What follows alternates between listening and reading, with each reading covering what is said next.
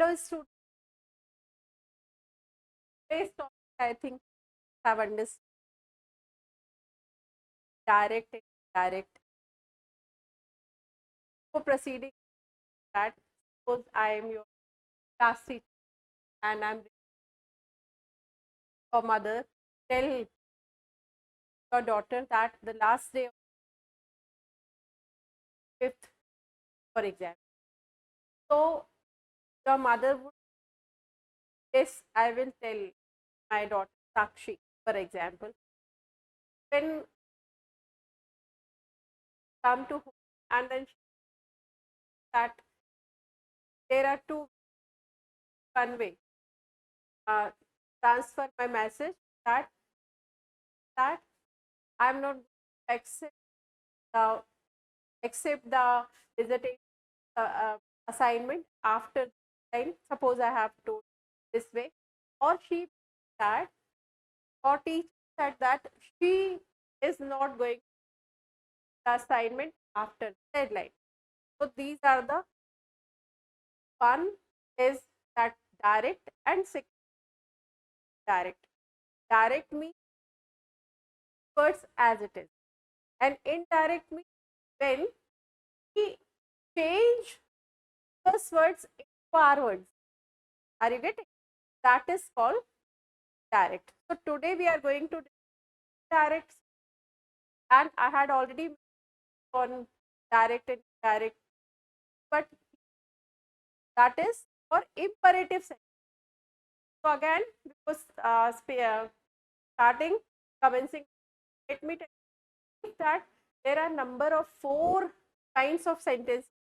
That one is that's a simple sentence, one is that's a negative sentence, right? And then imperative sentence, right? And then interrogative or interrogative sentence. We are going to that what are the changes going to imperative sentence. Let's see. Example first, I call you tomorrow. That I call you to. He said that he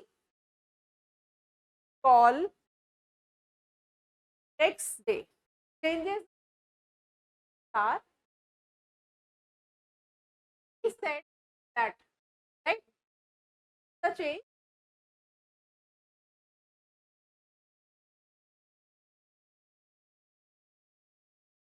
that first that have to use conjunction, right? Then the appropriate noun, then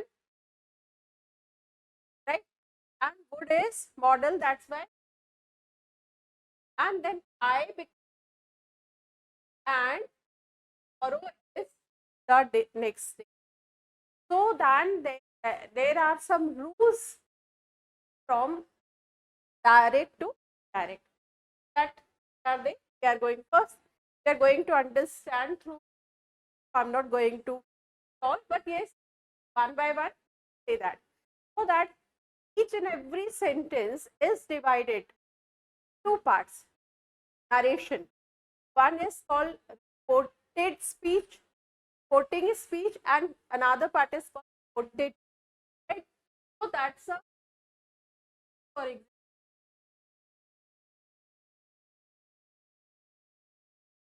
called reporting speech and this reported speech. Every sentence narration divided into parts.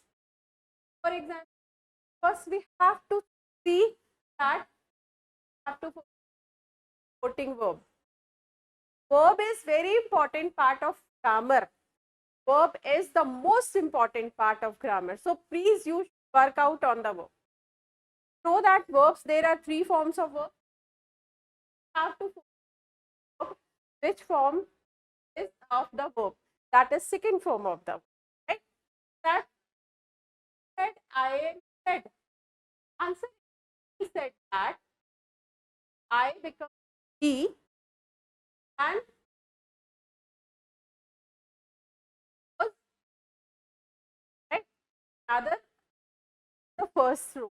First rule is that you have to focus on the verb, supporting verb. Right? Now, then tense. Tense is very important. Tense is verb actually. Present continuous tense. Why? Because are going. That is present continuous. So just first, if you are really want to understand what are the verbs, what are the voice and narrations. So before voice and narration, my suggestion, go through tense thoroughly.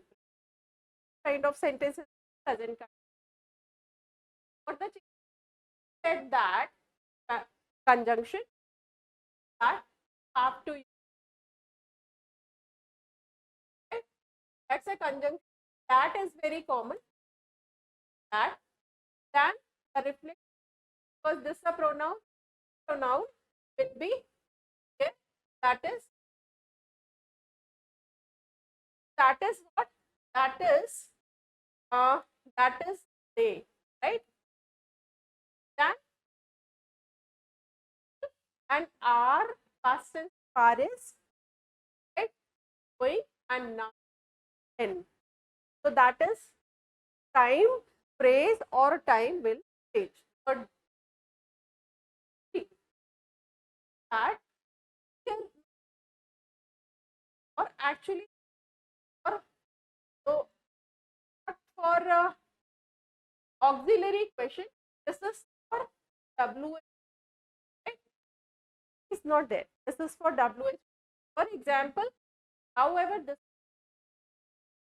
asks, are you coming?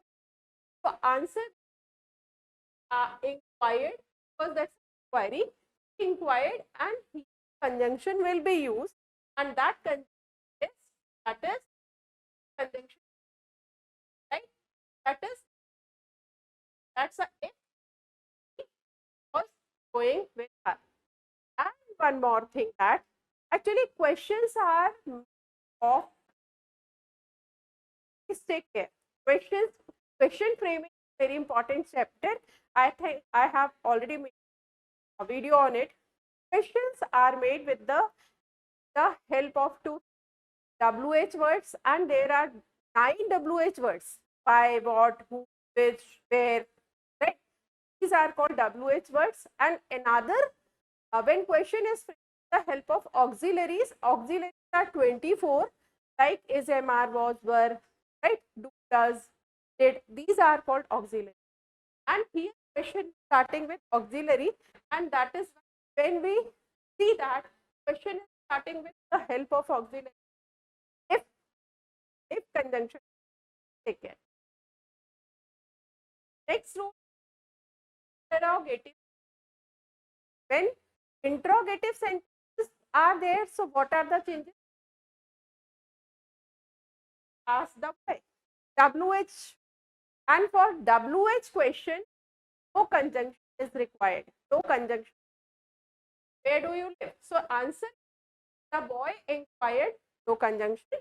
Where I come, it becomes I, where I lived. Why lived? Because of asked, lived, right? That is one is 7. Pronoun is very, I am. I becomes I at he at, because you know it is there, that's 6th grade. Next rule is that is command with exclamation, right? And for all these, that's a quiz command. And for this, what is important? Important is that punctuation and which he said, please remove it. That's the request actually. He requested her, I requested her to remove, right? that is called infinitive. So imperative is placed by in and in that.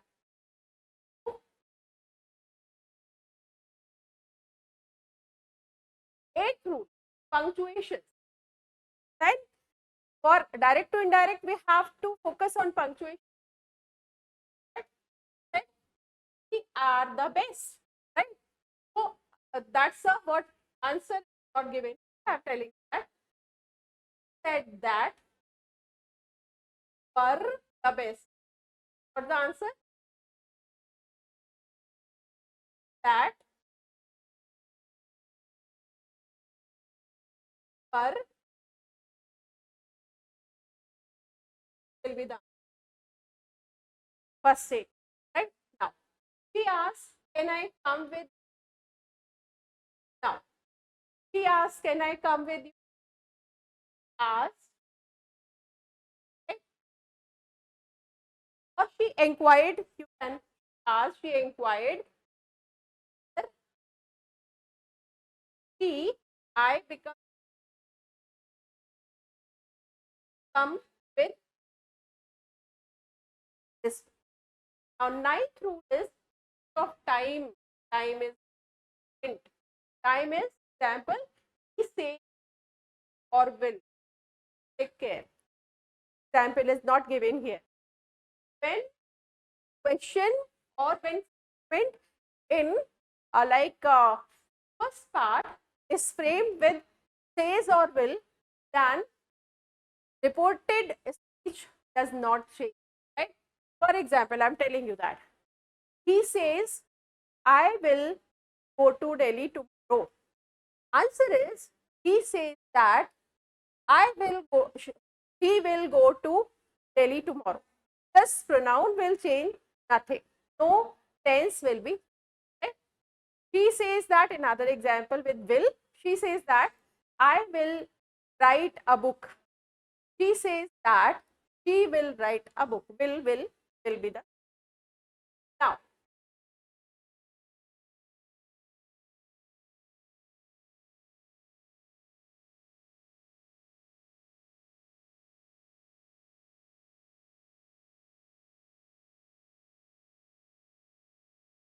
अब हमने अभी तक ये वाला part देखा, वो क्या देखा कि डिस्कशन किया कि इंपरेटिव सेंटेंस नरेशन। अब आपको बताती हूँ इंपरेटिव होता क्या है। आर यू एक्स कमांड और sessions, right? whenever we command, we order, command, suggestion, advice and request are called imperatives. And imperative sentence, when you do command and order or suggestion, definitely person is of you, and that is why you is very common, and that's why no need to write subject, because subject kind of sentences subject हमेशा subject you ही रहेगा। तो क्योंकि मैं अगर आपसे कोई बात कहती हूँ, आपसे मैं कहती हूँ एक गिलास पानी ला दो प्लीज, तो मैं रिक्वेस्ट कर रही हूँ, तो आपसे आपके सामने ही कर पाऊंगी, आपकी एब्सेंस में तो नहीं करूंगी। उसी तरह अगर मैंने आपसे कहा कि ये आप बैठो, तब भी आपके सामने, जब हमारे सामने कोई होगा। और जब भी हम कभी भी ऑर्डर देते हैं या सजेशन भाव देते हैं कुछ, या फिर हम प्रार्थना या रिक्वेस्ट करते हैं, वो पर्सन सामने होता है। तो इसी वाला सब्जेक्ट क्या है, हमेशा यू है, क्योंकि सेकंड पर्सन है, वो सामने बैठा है, इसीलिए यू नहीं लिखा जाता। तो ये वाले सेंटेंस का इंपरेटिव का आप मतलब समझो कि वो हमेशा किससे स्टार्ट होता है, वो हमेशा डायरेक्ट वर्ब से स्टार्ट होता है, क्योंकि सब्जेक्ट अंडरस्टूड है तो वो वर्ब से। अब देखो इसमें कैसे, यहाँ you move the box, that box तो नहीं लिखा, क्यों? कॉमन है, हमेशा कॉमन रहेगा, वो नहीं लिखा जाता। क्या है यहाँ, ये सारे सेंटेंस आप देखो तो क्या है, वर्ब है। कौन सा वर्ब? दैट, क्या है ये, है ना? योर, घर गंदा हो रहा है, साफ कर लो, ठीक है? वॉश योर हैंड्स, क्या साफ करो? हाथ साफ। अब ये वाला पार्ट क्या है, वाला पार्ट को ऑब्जेक्ट याद रखें। Eat your lunch, turn on the lights, light जला दो, राइट। अब ये सारे इंपरेटिव, इंपरेटिव का मतलब ही होता है कभी भी कर रही हूँ, कभी भी हम को एडवाइस करते हैं, सजेशन देते हैं, रिक्वेस्ट करते हैं, ऑर्डर करते हैं, वो सारे। और इसमें है तो जो है सब में यू कॉमन है, इसके सब्जेक्ट में यू कभी नहीं आता। वाले का स्ट्रक्चर है subject and sorry structure structure verb and object. Verb क्या है, ऑब्जेक्ट क्या है, दैट बॉक्स, ऐसे। नेक्स्ट आप देखिए रूल्स मैंने अभी तक जो डिस्कस किए पुराने आपने, सबसे पहले फिंगर टिप्स में याद रखिए कि डायरेक्ट से इनडायरेक्ट सेंटेंसेस बनाते समय इंपरेटिव सेंटेंसेस में क्या चेंज आता है। पहला आता है आपको रिपोर्टिंग, और किस टाइम फ्रेम में आपको करना है। वर्ब में बार बार कह रही हो, और कौन सी वर्ब, हेल्पिंग वर्ब भी या मेन वर्ब भी, दोनों बहुत इंपॉर्टेंट होते हैं।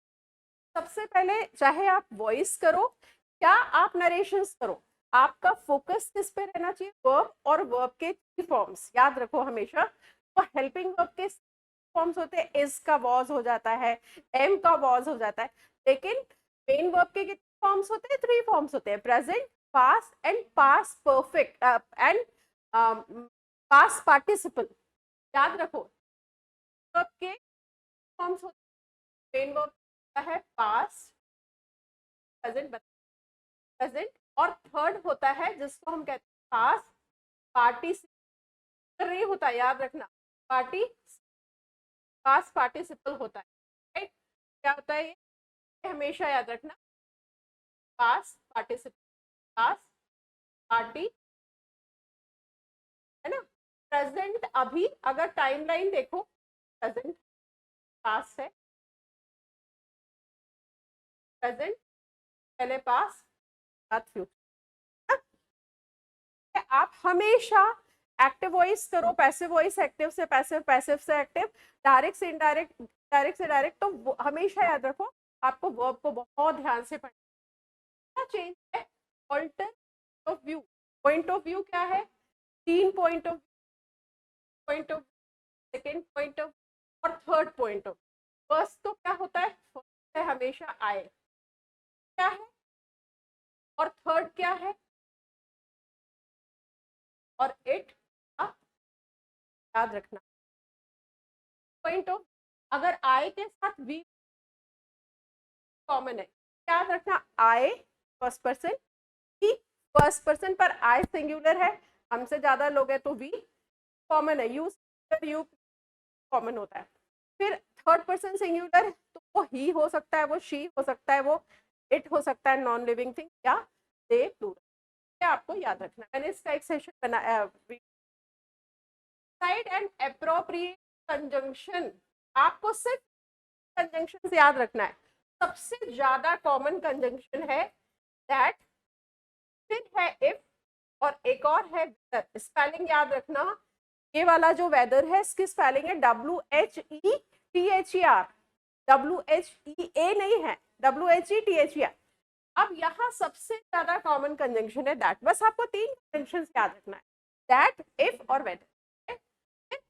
पंक्चुएशंस अकॉर्डिंगली हमने देखा, एग्जाम्पल जैसे मैंने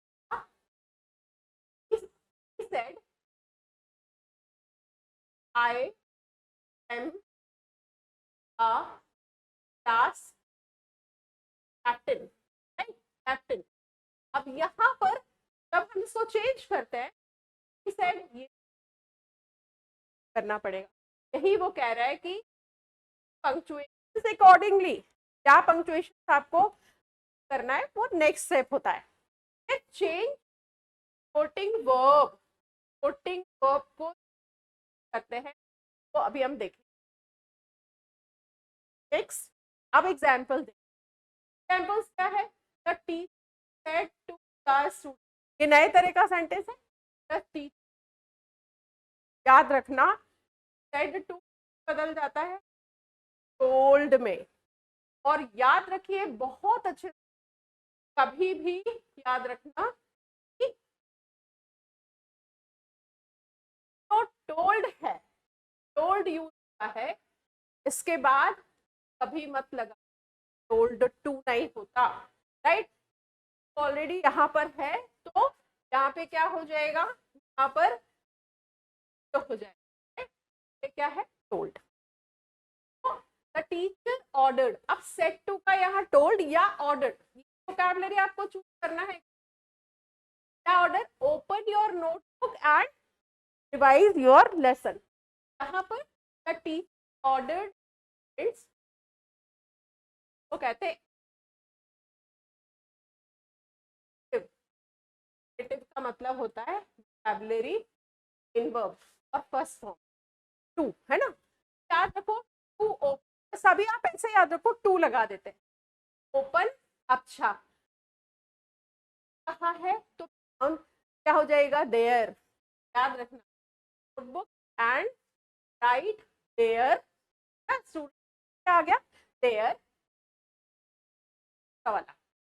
ही सेड टू, अब सेड टू वोकैबुलरी क्या आएगी, इस सेट पहले sentence don't miss with your parents, मतलब यहाँ पर एडवाइस कर रही है बच्चों को और या कोई एडवाइस कर रहा है तो ही एडवाइस सेट टू की जगह एडवाइस, एडवाइस टू मत लिखना वर्च हो गया या, तो he advice the boy not to, अभी हमने ऊपर क्या देखा टू ओपन, पर अगर डू नॉट है क्या हो जाएगा नॉट टू, बस आप ऐसे याद रखो नॉट का क्या हो जाएगा not to, not to miss your तो नहीं आएगा, आप वो सामने नहीं है, देयर, देयर किसके है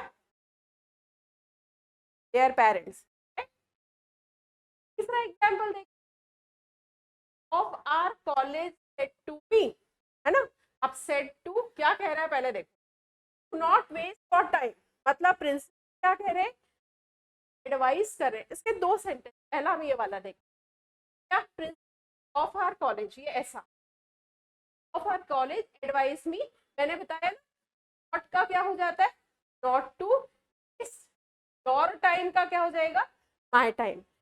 दूसरा भी बनता है फॉरबिड, फॉरबिड का मतलब होता है रोकना, तो principal of our college forbid to वेज क्यों बोल रहा है, क्योंकि फॉरबिड अपने आप में नेगेटिव वर्ड होता है रोकना, तो इसीलिए नॉट टू क्यों नहीं आएगा, अगर दो नेगेटिव हो गए, मैंने कहा I am not unable to come to college, मतलब I am able to come to college, तो आई एम नॉट अनेबल मतलब आई एम एबल, तो याद रखो कि फॉरबिड नेगेटिव है तो फिर यहाँ पर नॉट टू नहीं लगाना, यहाँ सिर्फ टू वेस्ट माय टाइम ऐसा हो जाता है।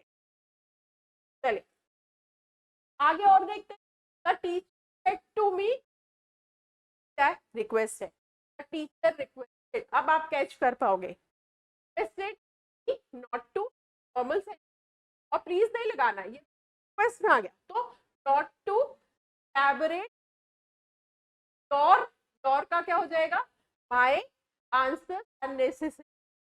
अभी आपको पता है एक रूल आ गया है, अभी गवर्नमेंट निकालने भी वाली है, अब आपको यूनिवर्सिटी में एक कॉपी फिक्स मिलेगी, आप बहुत बड़ा आंसर, आजकल बच्चे खूब मार्जिन छोड़ छोड़ के लिखते हैं, गैप गैप में आंसर लिखते हैं, no you just have to give word limit and within a word limit and then particular copy, आपको उसी कॉपी में आंसर लिखना है, एक्स्ट्रा कॉपी नहीं मिलेगी, और बहुत अगर आप इलेबोरेट करते हो तो आंसर छूटेगा तो छूटे, आपको एक्स्ट्रा सप्लीमेंट और to the point word limit में ही आंसर दे, कि अभी नया डेवलपमेंट बता रही हूँ आप। एनीवे रिक्वेस्ट लगा दिया। चलिए नेक्स्ट, फादर क्या कह रहे हैं क्वारल, एडवाइस है फादर की, क्या आप वोकैब चेंज करके अप्रोप्रिएट वोकैब लगाओगे, vice father advise his son not to, मैंने बताया डोंट का क्या हो जाता है नॉट, और डू नॉट को मतलब डू नॉट, मन आप इसको रिमेम्बर करो, next thing he said to me, क्या पहले सेंटेंस पढ़ना, ही रिटर्न, है ना, जाना नहीं कहीं, तो एक ऑर्डर है, तो ही ऑर्डर्ड टू, है ना, टू वेट, यहाँ नेगेटिव नहीं है, टू वेट टिल आई का क्या हो जाएगा ही, क्योंकि मैं जब तक नहीं आऊं, यहाँ से मत जाना जब तक मैं नहीं आऊं, जब तक मैं ही यहाँ उसने कहा कि वो जब तक ना आए, ऐसा वाला, इसीलिए चाहिए।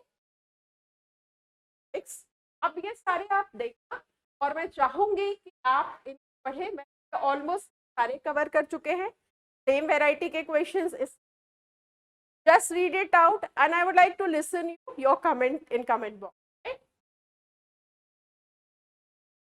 है एक आदि बता देती हूँ, Ram said to do this again, answer क्या हो जाएगा, राम फॉरबेड मी, मैंने बताया फॉरबेड अपने आप में वर्ड है, तो फिर नॉट फिर से मत लगाना, तो Ram forbade me to do that again. अब सुनने में ऐसा लगता है कि ऐसा जरूर करना, ऐसा नहीं है, अगर आप ऐसा बनाते राम आस्क्ड मी और Ram advise me not to, तो फिर नॉट टू, पर फॉरवर्ड का मतलब ही नॉट है, स्टॉप करना, रोकना, राम ने मुझे ऐसा करने से रोका कि अब ऐसा नहीं करना, तो Ram forward me to, not to नहीं, दैट अगेन। हाँ, अगर आस्क मी तो नॉट टू।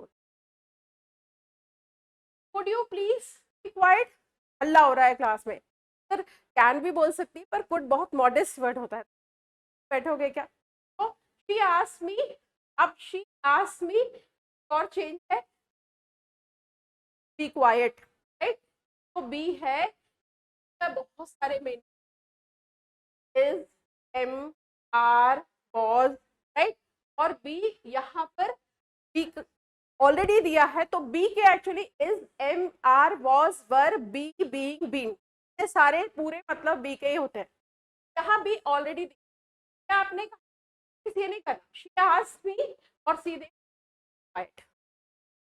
आस्क्ड मी, कहा, तो सेड का आस्क्ड होता है। The man with the gun said to us, the man with the gun warned, हिलना नहीं, तो warned us not to। चलिए, तो अब फाइनली मैं आपको बता दूं क्या चेंजेस आते हैं, डायरेक्ट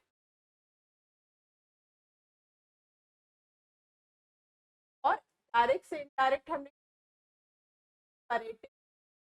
तो इम्परेटिव्स भी कहते हैं, इम्परेटिव और इम्परेटिव सेंटेंस कहते हैं, या फिर इम्परेटिव, आपको बता दूं क्या होता है,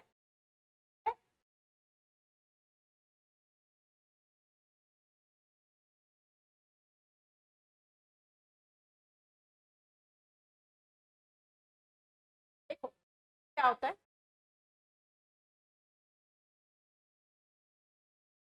हाँ, पहला रूल आप याद रखें, सबसे पहले तो है वो टू पार्ट्स में डिवाइड होता है ना, एक पार्ट में हमेशा बहुत सेड वाला पार्ट है, क्या हो जाएगा, ये रिपोर्टिंग और ये नंबर, आपको कंजंक्शन आना है, कंजंक्शन और कंजंक्शन मैंने बताया आपको याद रखना, बहुत कॉमन है दैट, या फिर कभी कभी तो है, याद रखना वो कौन से वाले क्वेश्चन ऑक्सिलरी से क्वेश्चन बनता है, उसमें इफ लगाते, और वेदर अभी हमने देखा नहीं, पर मैं वेदर का आपको एक एग्जांपल बता देती हूँ। He asked what you would like to have, either coffee और टी, तो आस्क्ड व्हाट, है ना, वुड लाइक टू, तो he asked what I would like to have, whether, coffee और टी, तो ऐसे वेदर लगाते हैं, वेदर चॉइस के लिए यूज होता है, याद रखें, है ना। तीसरा आएगा वो आएगा प्रोनाउन, आया आई है तो मी हो जाता है, वो हमने अभी डिस्कस किया, और चौथा बहुत ज्यादा इंपॉर्टेंट है ऑफ पंक्चुएशन, है ना, पंक्चुएशंस, वो अभी हमने देखा, यहाँ पर मैंने बस रिकैप किया आपको, तो मुझे ऐसा लगता है आई डिड माई बेस्ट, फिर भी मैं आपका कमेंट बॉक्स में आप डालो आप किस तरह के सेशंस चाहते हैं, और आप और भी कोई एक्सप्लेनेशन चाहते हैं तो मैं फिर से ये वाला वीडियो बना सकती हूँ।